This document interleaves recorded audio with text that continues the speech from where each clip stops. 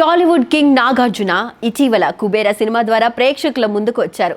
ఈ సినిమాతో మంచి సక్సెస్ అందుకున్న ఈయన త్వరలోనే తన 100వ సినిమాని ప్రకటించబోతున్న విషయం తెలిసిందే.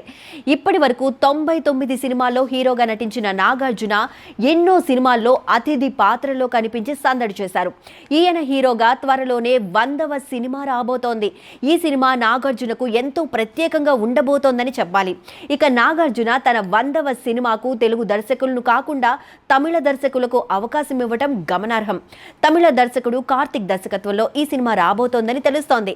ఈ యాక్షన్ మూవీని భారీ బడ్జెట్తో రూపొందించే ప్లాన్లో ఉన్నాడట డైరెక్టర్.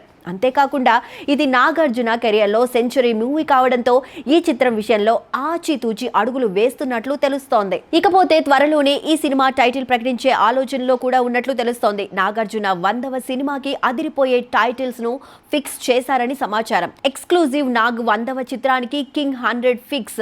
ఈ ల్యాండ్ మార్క్ మూవీకి రాక్ స్టార్ డిఎస్పీ సంగీతం అందిస్తున్నాడు.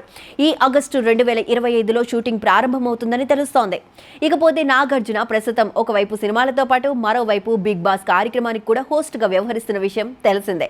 ఇటీవల కుబేర సినిమాతో హిట్ కొట్టిన నాగార్జున త్వరలోనే రజనీకాంత్ నటించిన కూలీ సినిమా ద్వారా మరోసారి ప్రేక్షకుల ముందుకు రాబోతున్నారు. ఇక ఈ సినిమాలో కూడా ఈయన పాత్ర ఎంతో అద్భుతంగా ఉండబోతోందని టాక్ వినిపిస్తోంది.